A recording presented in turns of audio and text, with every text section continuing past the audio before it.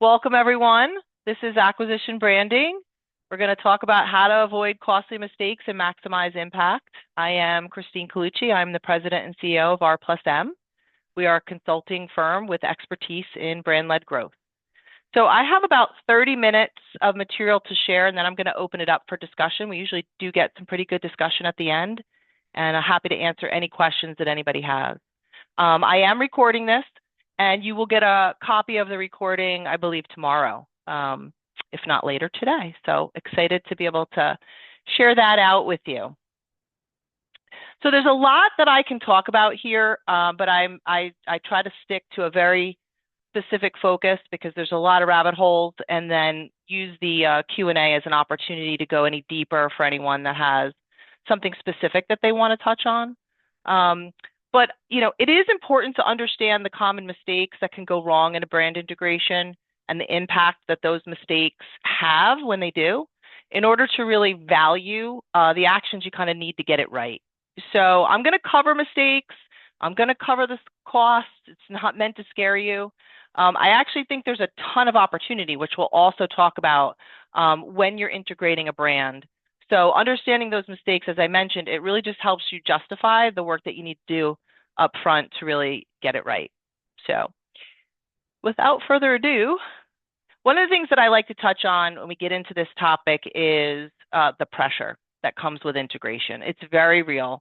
When we're working in M&A, the stakes are high for leadership teams. And in many scenarios that we come across, a lot of leadership teams have never done it before. They don't have that M&A or integration experience, or at least members of the team don't. So it does make it a little bit challenging when you don't have experience and then you have that pressure to perform. And specifically, if you're within a company that is PE owned, there's often a lot more pressure just to realize that deal value pretty quickly. So it can add to the intensity, as well as there's a real reality, right, that you could dilute the brand that you acquire. There's potential revenue loss, there's market position erosion, not meant to scare anybody, but there's also the potential to lose brand trust. So there's a lot at stake when you're doing a brand integration. But again, there's tons of opportunity, so we're going to talk about all of that. Why does it even matter? Why does branding even matter when it comes to an acquisition? A strong integration strategy can actually accelerate growth. And more times than not, we're looking to grow when we are acquiring, right? Brand is a strategic lever in the success of an overall integration strategy, and that's not always understood by a lot of leadership teams. But brand directly impacts revenue and valuation. A positive brand experience can convert to customer trust, higher sales, and the ability to command a premium pricing. All of these are amazing opportunities, and they're not that hard to get to, and we'll talk a little bit about what goes into it. So with a brand assessment as part of an integration effort, you're looking at a lot of different key areas related to a brand. And I've actually always found that the work that you're shaping and understanding during that brand assessment, like customer perception and understanding competitive landscape, creating that internal alignment, they all play a really big role in revenue and valuation. So from a valuation perspective, when you understand your business well and can articulate it succinctly as a leadership team, you're positioning your brand or your portfolio of brands in a very differentiating way. From a revenue perspective, when your customers and your prospective customers are experiencing your brand in both a consistent way with words and in the actions and experiences that they're having, that builds trust. And that trust translates into quicker conversions and stronger revenue numbers. So if you think about it from your own experience in buying, whether that's professionally or personally, consistency feels less risky and it makes it easier to commit. Post-acquisition companies with a strong brand do outperform those without one. And integrations are usually heavily focused on that operational integration, really overlooking the role that brand plays in actually helping with the fundamentals in an operational efficiency integration. So brand actually plays a role in the areas that are being focused on from an operations perspective. So your brand work, when it's done well, can actually accelerate growth and do its part in really maximizing the deal. But let's talk about what the common mistakes are so that we can understand what to avoid. Common pitfalls pretty regularly, it's lack of leadership alignment. And I probably don't even need to say that to you. As soon as you heard it, you're like, I can see why that's a problem, right? It is also, unfortunately, the reason for a lot of the other common mistakes, which is inconsistent messaging and poor cultural integration. So in my experience, that lack of alignment usually comes from a lack of understanding at what's at stake and how brand actually supports each business discipline's integration responsibilities, right? Each member of the leadership team has something at stake when it comes to the integration, but when they don't understand how brand can actually support that effort, they miss an opportunity. And then also I come back to a lot of times members of the leadership team lack that experience with integration, and they also sometimes have an unwillingness to admit that inexperience, which just creates some roadblocks around alignment. And we'll come back to leadership alignment because it's a big one, but I want to talk about speed. So there's a value in the speed of branding, of an acquisition, right? But there's more to it than just rushing, right? Because you could actually hurt yourself. You can hurt the asset that you're acquiring if you move too fast. What we've seen is that companies will push for a brand integration and just dilute the value of the asset that they just acquired. Because sometimes when change comes too quickly or too drastically or without like what I would say a true objective perspective, they fail, or that rate of failure is much higher.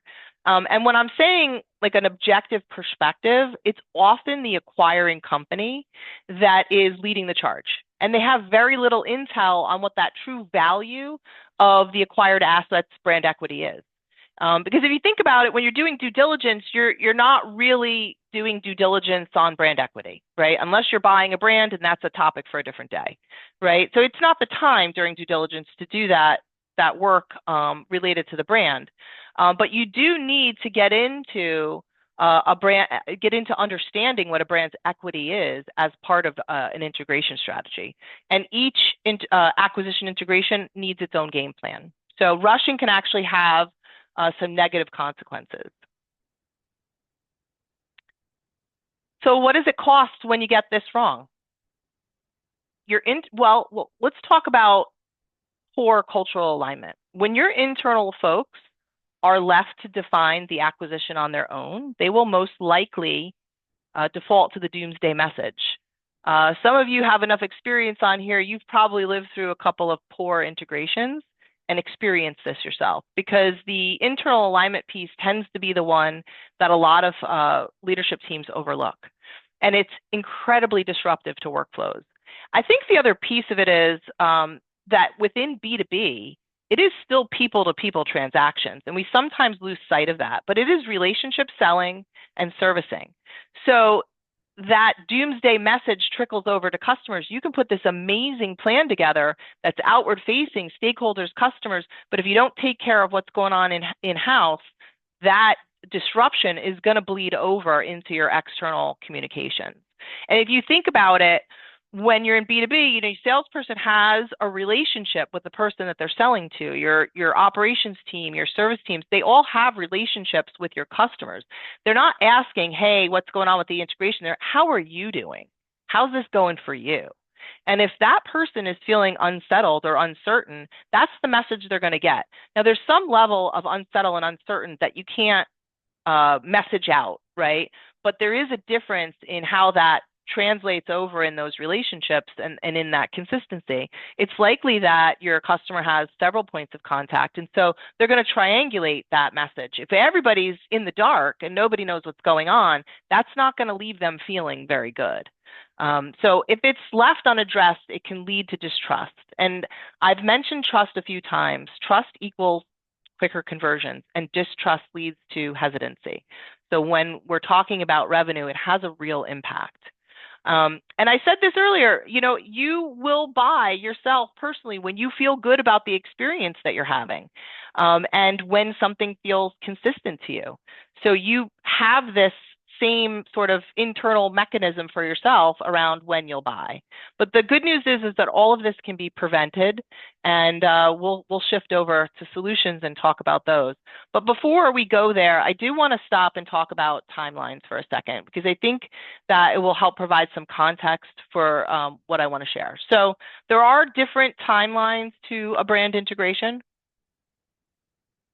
The first I call pre-acquisition planning. So this is an early investment, and it creates a real power position for you. It's like laying the railroad track, so when the deal drops, you can move fast, but you do it with intention toward this long-term alignment and long-term planning. When you're in the market to buy, you usually have to acquire something. You usually have a good feel for the targets, either the target themselves or the niche. So you can build a loose framework around the different types of acquisitions that you could make.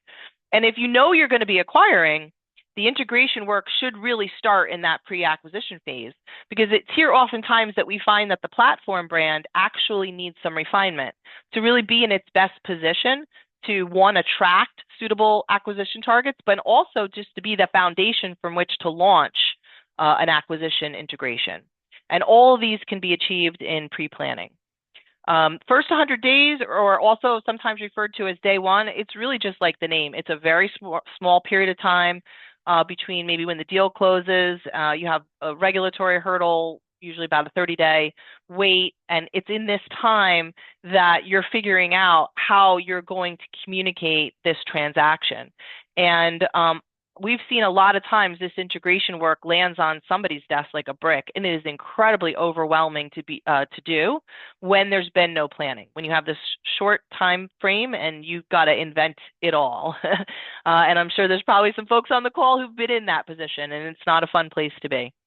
Long-term alignment is a really good product of pre-planning, along with leadership alignment and a real focused approach to measuring success with intention using KPIs. This is like a roadmap, and you refine it through your actual experience as you go, and you gain some real understanding for what's working and what's not working as you're rolling out your integration plan. The important piece here is that when you have this map and you're able to roll out your integration methodically, you tend to pick up consistency. And when you are consistent with your brand work, you are developing trust. So let's talk about some strategies for success. It's not going to surprise you to hear me say that gaining leadership alignment is a must. And at R+M, we always strongly recommend investing in an alignment workshop for your leadership team. And this is where engaging an expert is valuable. During these workshops, you focus on gaining that alignment by, like, at a high level, you're engaging with each member of the leadership team to talk about what their stake is in the integration. And when they have a real understanding about how brand is going to support the objectives they need to accomplish in the integration, then you start to have cohesion and you start to have a team that's talking and moving as one, which, and it's connected back to the business goals. And when you have an outsider facilitate this, you have a tremendous advantage in objectivity and speed, because a partner can say the thing, right, that a lot of leadership teams can't say because you're working together on a regular basis. And so we can challenge the elephants in the room and move things along. And we have just a lot of experience. Any partner would work. I'm not advocating just for us, but this is where making an investment in an outside person to help you is going to be valuable. So in these alignment workshops, when you get this alignment among the leadership team, you're also one step closer to that unified messaging, because once you're able to think and talk in the same words, you're able to put that messaging together for your key stakeholders. And when you're part of a leadership team that is actively looking to acquire, it is a great opportunity to gain that alignment in the pre-acquisition planning phase, to have it done much earlier, because it's still a lot of work when the deal actually closes to get your messaging together. If you've got to do leadership alignment and figure out what your messaging is and how you want to approach this integration, that's a ton of work to do in a short amount of time. So at the very least, that leadership alignment piece is pretty important. Who are you? What are you going after? Why are you acquiring? What does this mean for the business? How does this impact your customers and the market? Why is this good? Those are all things that I think are really important for a leadership team to understand. And you can refine it with what you actually acquire. You know, there's always edges to smooth out a little bit, depending upon if you acquired something that you were intending to acquire, or you got like something came to you out of left field, which happens. When we're speaking to acquisition targets, when you are speaking to acquisition targets as a leadership team, and you can actually explain to them how you're thinking loosely around how you would handle the direction of their brand, you are actually speaking their love language and prospectively differentiating yourself. Because a brand can have a really strong identity within a culture, right? What will happen to us is always top of mind to a founder and also to stakeholders if they've, really built something that they value. So having these opportunity to have some discussion with them and understanding and respecting that their brand is important to them and being able to show that respect in those discussions could actually be a difference maker for you if you're in a very competitive situation for targets. So I think that that's just something to consider that it could make you quite unique. So I know that everybody understands that communication is going to be a huge part of any piece of acquisition branding. And so once your leadership team is on board and you have a much smoother road ahead, right, to deliver on communications both internally and externally, customers, the market. But I can't stress enough how important it is to have that internal piece to the success of the customer messaging, right? That's how we like to position it, and so that you understand external also means internal. So regardless of whether you do day one or you undertake that phased rollout approach or you do pre-planning, you do actually have to have day one communication in place, one that is sticky and honored by leadership, which is why I say having that leadership alignment is important. You don't have to decide all of the things quickly. Rushing, as I shared earlier, can actually work against you, but you do need a consistent message for each phase of integration. And there's not a one-size-fits-all approach to doing this acquisition branding work. Each transaction is unique. A brand assessment will inform on where you're at, right? Where is the right place to focus for that long-term planning? And there are I would say three main ingredients to every transaction that leads to some success, right? And that is leadership alignment, a communication plan that's honored. Again, we're coming back to the consistency piece because the third is consistency.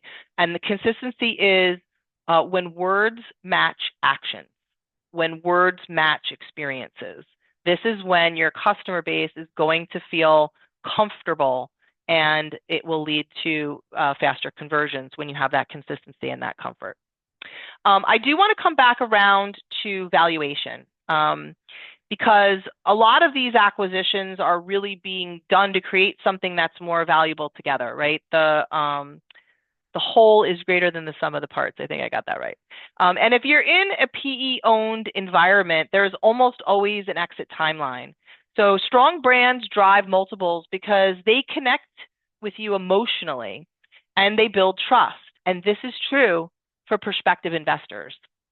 Consistency feels safe, confusion feels risky, and that level of risk translates into the multiple. Internal alignment, leadership alignment is priceless here, right? A leadership team that understands your business the same way, is aligned on where you're headed, and leads with a consistent message is very powerful and unique in the market. Brand is actually a leadership operating system, which is a topic for a different day. But all of these things bundled together create value. And it also relieves a tremendous amount of stress as you prepare for the roadshow. Something that I also like to work into these presentations, just for awareness, is that, especially for those of you who haven't done a lot of brand work, a strong brand is built over time. Like think 2 to 3 year horizon. You'll certainly have impact. The brand work that you do will have impact in much shorter time frames. In 2, 3 months, 6 months, 9 months, you'll have different milestones that you'll hit on the journey. But the momentum starts in year 2 and 3, right? And so when you have runway and vision and you're focused, you can create a tremendous amount of value leveraging brand-led growth. The other thing that I want to talk about, which is very real, and that is just measuring and proving out ROI, right? When you have a way of measuring baseline and looking at trend, you have an opportunity to know if you need to course correct. As a leadership team, you also wanted to see the value in KPIs. And there are metrics that you would benefit from. I'll recommend a couple. Every acquisition is a little bit different, but I always like to share these because I always like to land that you should be measuring your integration effort. You should have KPIs that help you understand if you're on the right track. Some of the tools that you might want to consider, there's a lot of really cool ones that are out now with AI in our world, where you can comb through sentiment trends and use social listening tools like Meltwater. If your business is one that would benefit from those are super cool in understanding sentiment. You can also leverage data from your own customer experience platforms. If you have like a HubSpot, if you have Salesforce, depending upon modules that you have, each can play a role in helping set baselines and measure progress. Some of the other things that I'll throw out there that are likely recommendations depending upon your type of business, but customer retention, engagement metrics, employee alignment, and internal adoption rates, they're all worth looking at and considering. And then, of course, you want to be looking at lead conversion for your acquired entity.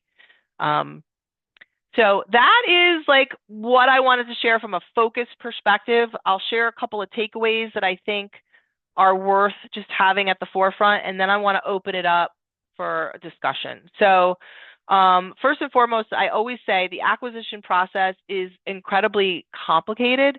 It doesn't have to be, but I have found throughout my career, being on both the side that I've acquired, I've sold, and then obviously working as a consultant to organizations that are selling or acquiring, you want to keep learning and just asking questions and just learning about the process. Everyone is a little bit different, right? Secure leadership alignment early, super important. Consider investing in that pre-acquisition planning for leadership alignment. If for nothing else, the leadership alignment sessions are super valuable. Root brand-led growth into your business strategy and goals when you're working to gain that alignment. You're going to be able to align your leadership team when each individual understands how the work associated with brand are going to support the objectives that they have in the integration. Consider working with an experienced partner to help you navigate as a leadership team. Those are basically the ones that I would say are the ones to consider.